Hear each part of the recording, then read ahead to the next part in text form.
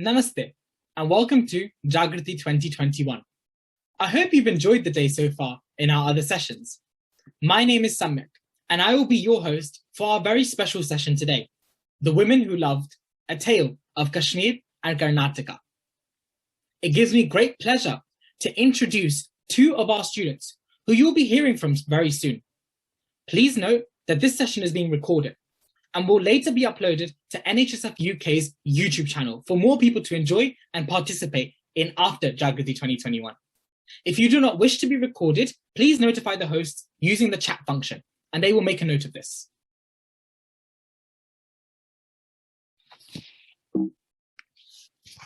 Thank you very much for joining us today. We will be exploring the interface between Jnana, knowledge, and Bhakti, devotion, through the lens of two very important saints, A Tale of Kashmir and Karnataka. But first we ask ourselves, what is it that connects these two regions of Kashmir and Karnataka? It is Shiva, the one who is loved. Vinaya Chaitanya puts it very beautifully, and will be drawing heavily from his Songs for Shiva, as well as Ranjit Hoskote's I Lalla, as an inspiration for this talk.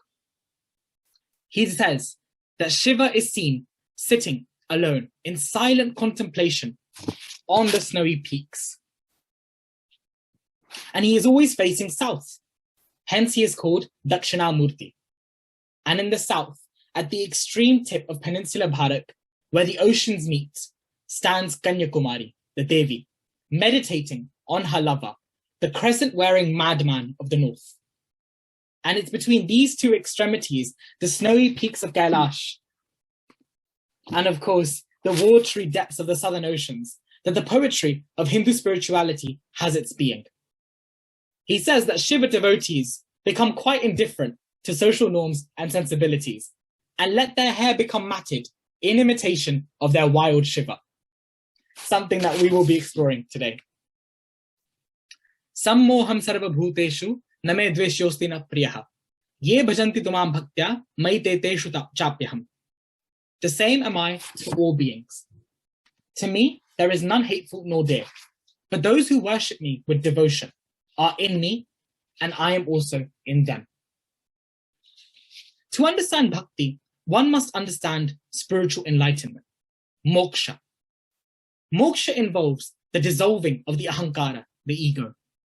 The ego is what makes us identify with this body-mind complex and its socially given labels.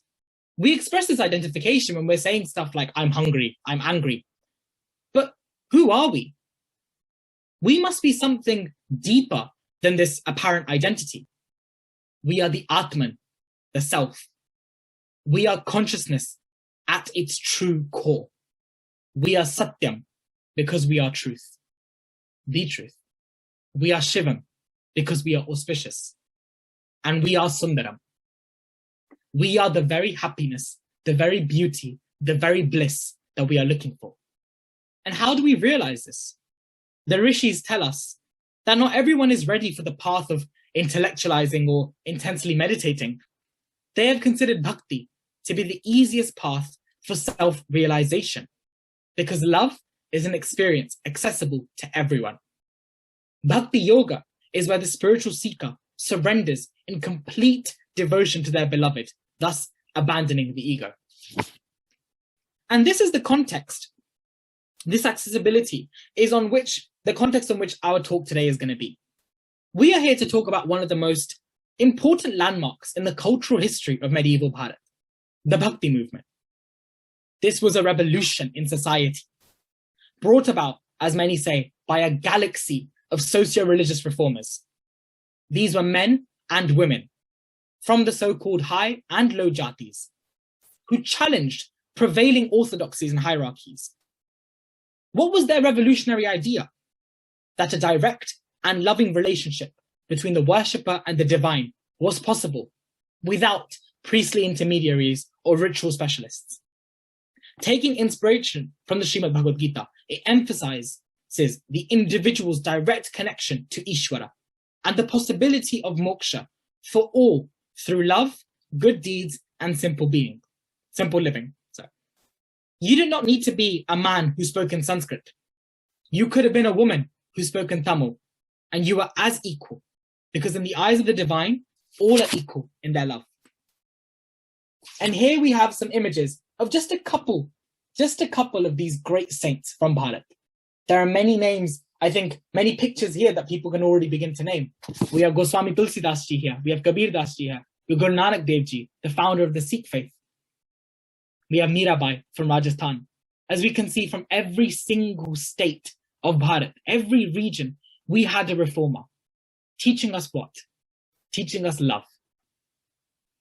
The Bhakti movement empowered the underbelly of Bharatiya society in fundamental ways, and also provided the impetus needed for not only the growth of us, but the growth of our vernacular literature. It gave those from marginalized communities their first articulation. And the numerous saints of the time are arguably what we understand as the mainstream today. Today I have with me two students who will be presenting a tale of two revolutionary women. Two women who fundamentally shaped the literature of their languages. Two women who fundamentally shaped our understanding of the mystical truth of divine oneness with Shiva. Two women who love. Now, let me take you to Jog Falls in the Shivamoga district of Karnataka. This segment will be led by Nisha Vamadevan, a second-year philosophy and Asian student at the University of Kent and serving as the Seva coordinator of NHSF Kent. Namaste, Nisha. Namaste. My name is Nisha, and I'll be presenting a tale of Karnataka. I'll be talking about the saint of the 12th century, Akka Mahadevi. But before I begin discussing her, let me show you one of her poems.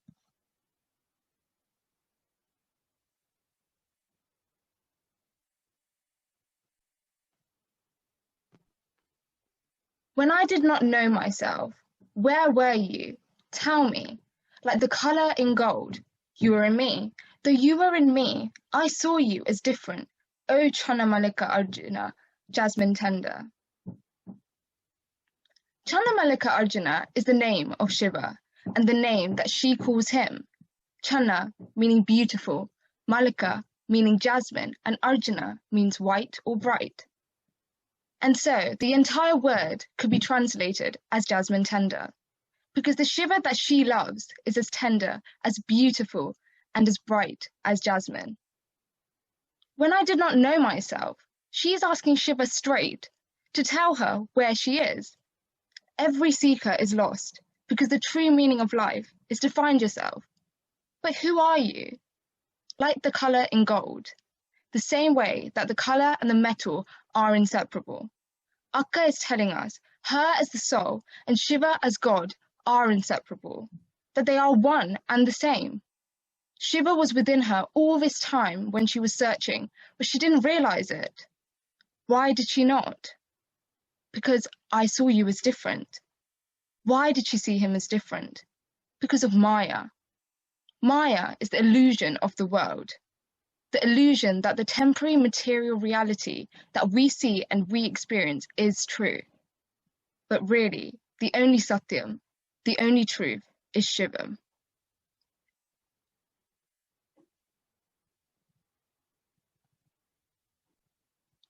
Akka Mahadevi is a household name in Karnataka and has become quite an inspiration. Akka means older sister, a Mahadevi, and an honorific, a title. What her real name was, however, remains unknown. Most of the details of her life and background are unknown, mainly found in hagiographies, folk stories, and are based on oral traditions and her own poems. She was born in Udittadi, in the Shivamoga district of Karnataka, around 1130 CE. Her parents were great devotees of Shiva and were a part of the Veera Shaiva community, which later evolved into the Lingayat tradition.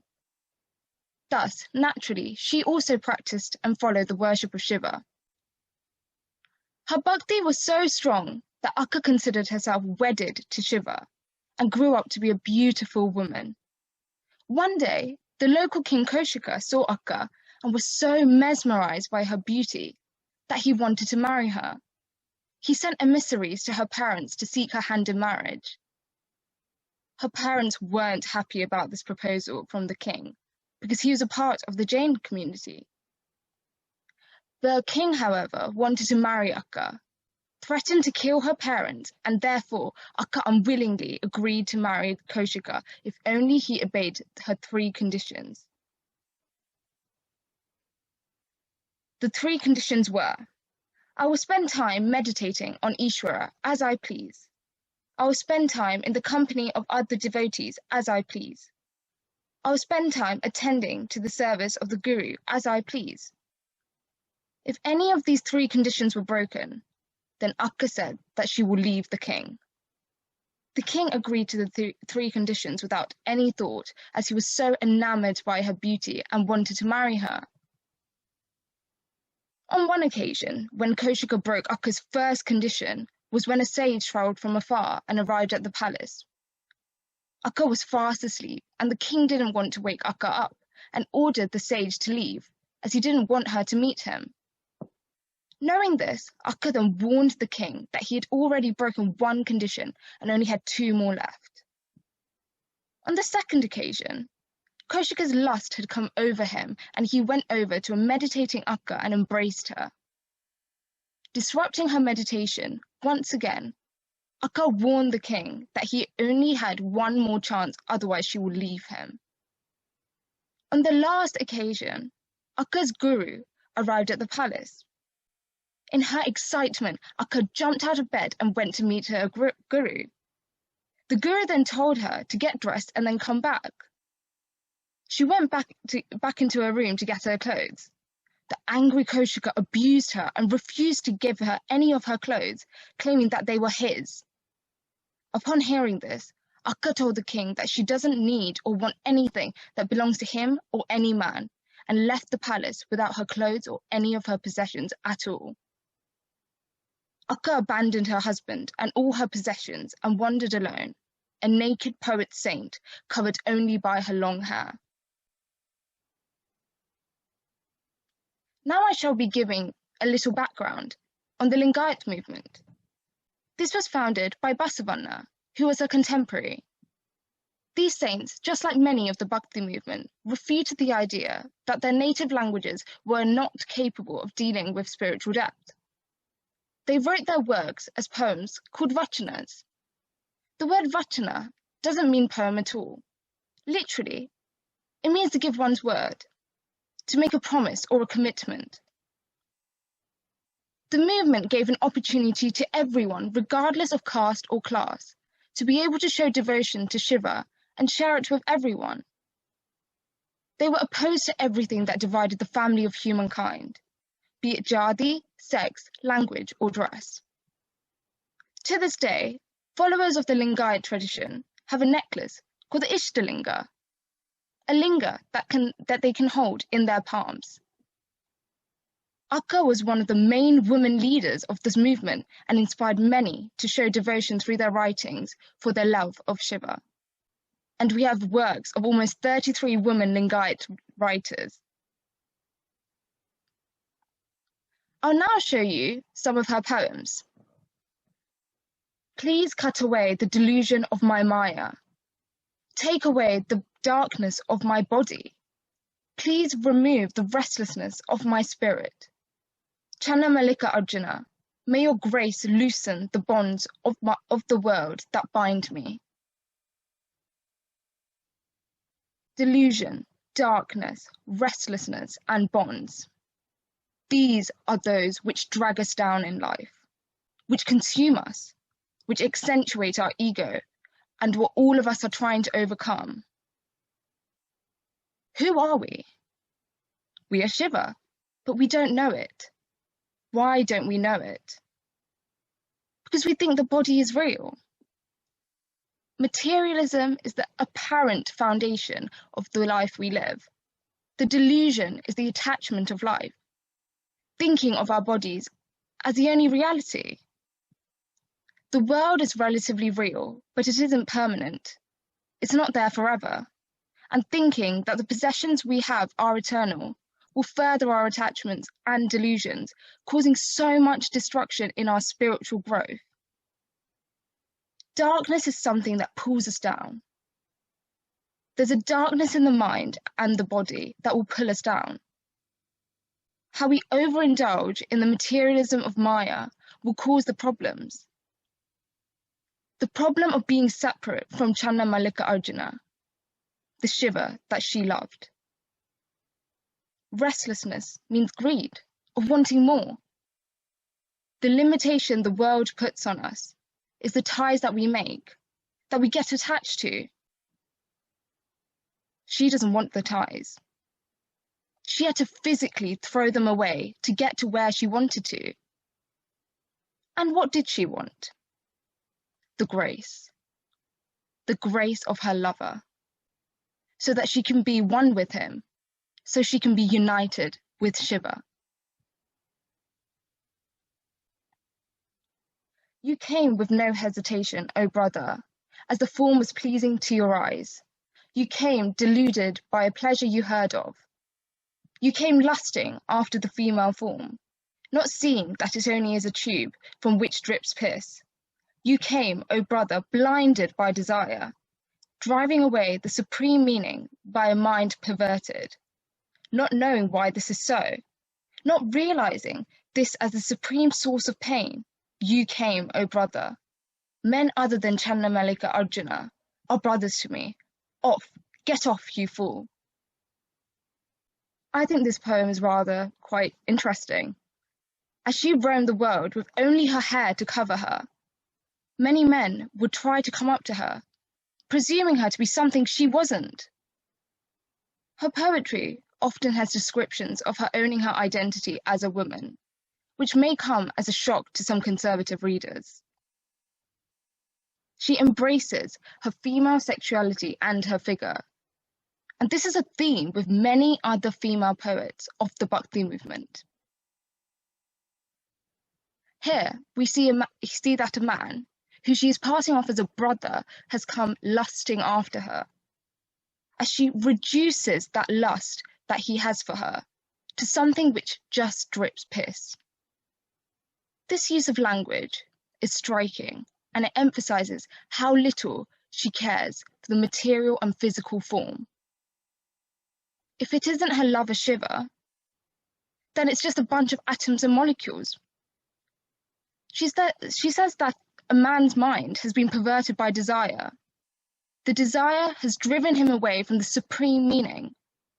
The supreme meaning is that all of the universe is just an expression of Shiva. The supreme source of pain is our ignorance. Our ignorance that we don't understand. We don't understand that within us is the Satyam, Shivam, Sundaram. The key phrase here is not knowing why this is so, because people who are caught in their desires don't even try to find out why they are searching for happiness in the temporary. What makes this poem stand out is how she dismisses all other men. This is more than just a reference to her life and how she abandoned her husband. No one else has her heart like Shiva does, and no man, however perfect they may be, is nothing in comparison to Shiva. The lust that fills the eyes of a man is what has blinded them from becoming one with the Lord. She was married to Shiva, and she didn't want any other man in her life. Everyone around her didn't bother her. Extremely powerful stuff.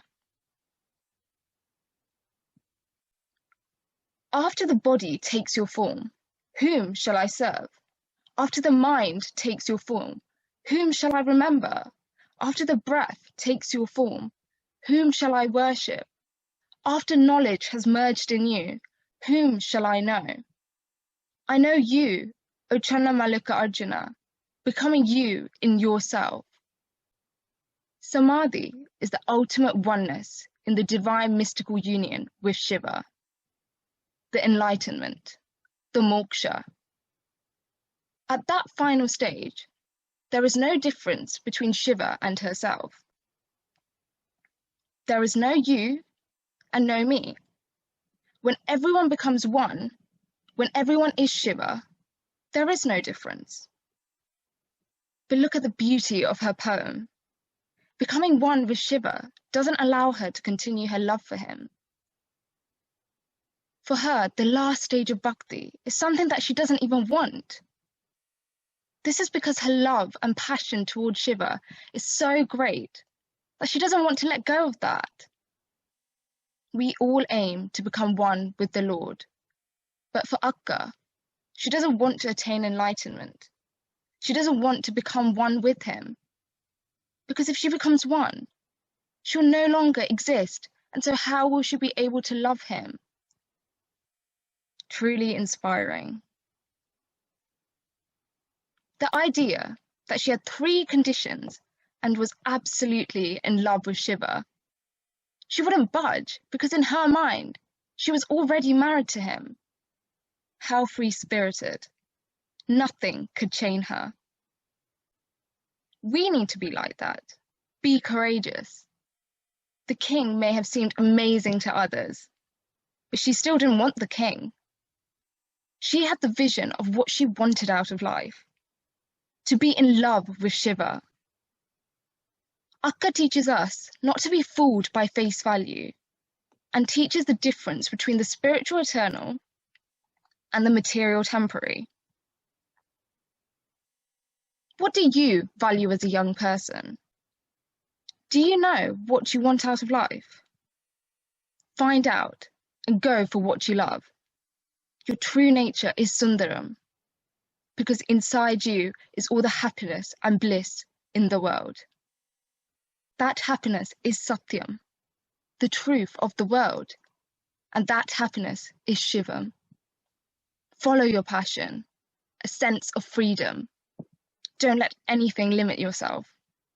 We should all aspire to be like Akka. Thank you. Satyam Shivam Sundaram. Thank you so much, Nisha.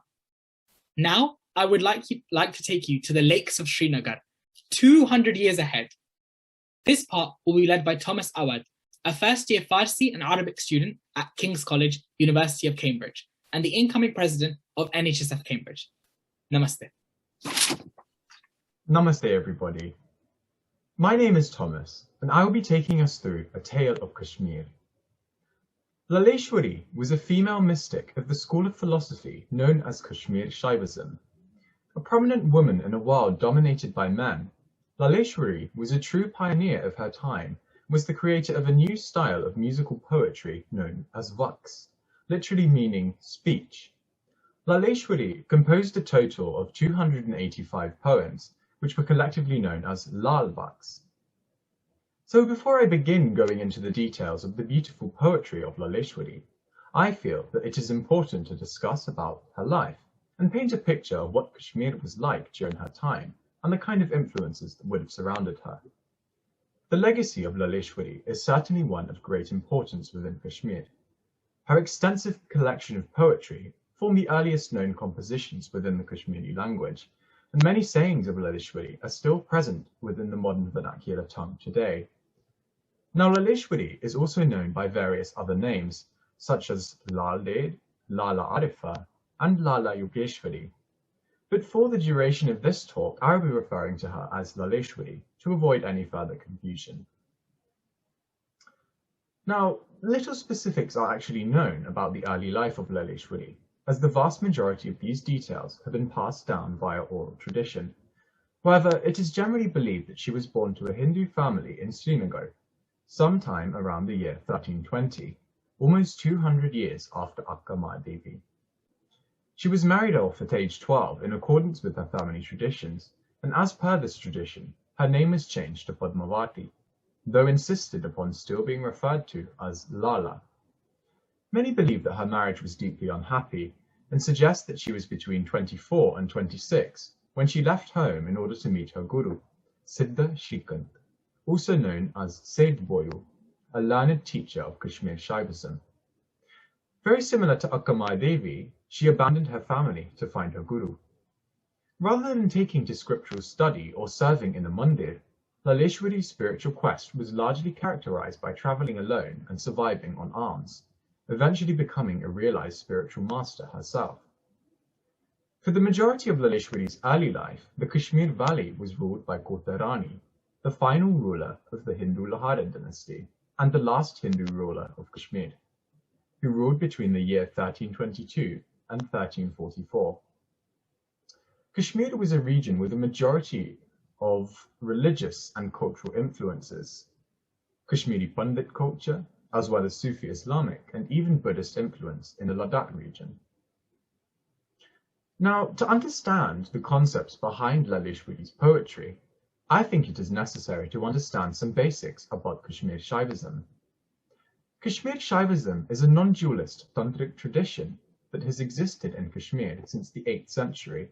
Up until the 20th century, it was most well known as Trika Shaivism. Non-dualism is the idea that only one universal entity exists, and that entity is Brahman. Tantra refers to a system of complex esoteric scriptures and practices that largely focus around Shiva and Shakti, with Kashmir Shaivism being one of the oldest and most important tantric lineages. Kashmir Shaivism teaches that Shiva is the supreme being, or Brahman, and that the Atman, or individual self, is completely non-distinct from Brahman. You are Shiva. Shiva is within you. Shaivism is very deeply rooted in Kashmiri Hindu culture, and the region is home to many famous Shaiva pilgrimage sites, such as the famous ice lingam at the Amarnath Cave Temple, often seen as a symbol of Kashmir Shaivism. Laleshwari's poetry centers around individual and personal spiritual experience, rather than scriptural analysis. So I wanted to emphasize that Laleshwari truly was a teacher that practiced what she preached. Many common themes present in her poetry reflect the Kashmir Shaivite philosophy, such as the omnipresence of Shiva as the supreme soul, or Paramatman, the equality of all mankind, religious identity being a material identity, not a permanent transcendental one, the belief that Shiva is Brahman, Brahman and Atman are one, and that Atman within every living being is Shiva himself. Shiva is limitless. He is in everything, and everything is within him. It covers your shame, keeps you from shivering. Grass and water are all the food it asks. Who taught you, priest man, to feed this breathing thing to your thing of stone? A key point of the Bhakti movement was that spiritual teaching should be available to all, regardless of your background, caste, or culture, and Laleshwari wrote solely in the colloquial Kashmiri tongue, in order to ensure that her teachings would be accessible to all within Kashmiri society. This poem has been described by scholars as alluding to Laleshwari's disdain towards soulless ritualism and fetishized austerity. Laleshwari's disdain towards ritualism is a concept very much deeply rooted within non-dualism. She asks us, what is the point of us being so obsessed with rituals if we do it without meaning and without purpose, hence soulless? Fetishized austerity suggests that the observation of religious vows is essentially pointless. You will see many people keeping fasts, or doing some extraordinary practice of meditation, but are they really doing it for moksha, or for their own image? They only give us a sense of false hope in attaining moksha, which is deeply rooted within material attachment. In this poem, Laleshwari confronts a Pandit about his soulless ritualism towards feeding a murti, and brutally demands to know his reason for doing so. Laleshwari clearly sees the activity of this Pandit as being nothing but an outdated tradition, as he clearly is doing it with no love, and she sees no need for this, as she placed her emphasis upon spiritual experience of loving Shiva within herself. Laleshwari attained spiritual realization from the experience of her guru, Siddha Shrikant, and part of her education was traveling alone. Laleshwari attained realization through the words and oral guidance of her master, not through scripture. The concept of Guru Shishya in Kashmir is often considered to be more important than scriptural study itself. Shiva lives in many places. He doesn't know Hindu from Muslim. the self that lives in you and others. That's Shiva. Get the measure of Shiva. This is a key belief within Kashmir Shaivism. Kashmir Shaivism teaches that the entire universe, everything within it and beyond it, is a manifestation of Shiva. Shiva has traditionally been the Ishtadev of the Kashmiri Pandit community, though Shiva has been highly influential within Shaivism and all traditions of the Kashmir Valley. As the true self of all humans is Shiva, how can there be a difference between us? We are all the same spark. Any distinction that appears is merely the illusion of Maya that deludes us into making false conclusions. Religious identity is a material identity, not a transcendental one. In Kashmir Shaivism, ultimate realization or moksha is characterized by the total union of Atman and Brahman, and once this state is achieved, all material distinctions are lost. As a non-dualist philosophy, Kashmir Shaivism teaches that there is no difference between God and man, and that it is this very illusion that keeps us within samsara, or the cycle of death and rebirth. Shiva is both the source and destination of all within the universe. Kill those road pirates, greed, lust, and pride. You'd be doing us all a great service. And then you'll figure out how to reach the true Shiva, and you'll see that the world is made of ash. Material desires keep us bound within the cycle of death and rebirth. As a staunch renunciant herself, Laleshwari set an example to her followers that the only true way to ensure self-realization or enlightenment was to renounce worldly pleasures and entirely reject materialism in every form. The true Lord is Parashiva, the ultimate reality within Kashmir Shaivism. Kashmir Shaivism teaches that there are 7 levels to Shiva, and this Parashiva is described as being both with and without form, and is both beyond dualism and non-dualism at the ultimate level. The world is temporary and impermanent, therefore one cannot rely on worldly means to reach the absolute. The world is illusionary and unreal, categorized by Maya. So realizing this is a key initial step in advancing our spiritual development. The image of ash here refers to both the impermanence of the world and the vibhuti of Shiv himself, which is a hugely important symbol within all Shaiva sects, as Shiva is said to dwell within the cremation ground. Shiva, in his ascetic form, or Tyagi, wears a tiger skin and smears his body with ash. Shaiva sadhus often adorn themselves in a similar manner, and often dwell around cremation grounds themselves as an act of devotion to the Lord. Shiva has spread the subtle net of himself across the world. See how he gets under your skin, inside your bones. If you can't see him while you're alive, don't expect a special vision once you're dead. The non-dualism of the monistic Kashmir Shaivism says that Shiva is the universal consciousness, and that is the only thing that truly exists. Shiva in his most supreme and existential form exists as that innate impersonal consciousness present within everything. Here, this poem presents us with various imagery of mortality. Shiva is a deity who truly lives in harmony with death. An aspect of Shiva, Karnataka, is known as the ender of death and of time. And this form is often depicted as defeating and killing Yama, the god of death. This concept is clearly reiterated within this poem. Kashmir Shaivism does not present a path for the faint-hearted. It is intense and entails challenging what it really means to be human. Kashmir Shaivism does not encourage its followers to wait to see God, but to experience God in the here and now, eventually leading to samadhi. Laleshwari was not somebody who was complacent or hesitant to attain her aims, but an incredibly determined figure who was willing to go to great lengths and challenge societal norms in order to succeed in her spiritual quest, entirely rejecting ritualism and materialism. Now here I've included a picture of Akka Mahadevi, just to highlight some of the key similarities between these two pioneering figures.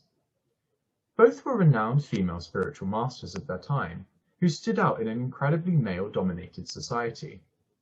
One particularly important similarity between the two is that both are remembered to have wandered and meditated nude, alluding to their rejection of all forms of materialism, even something as basic and as fundamental as clothing.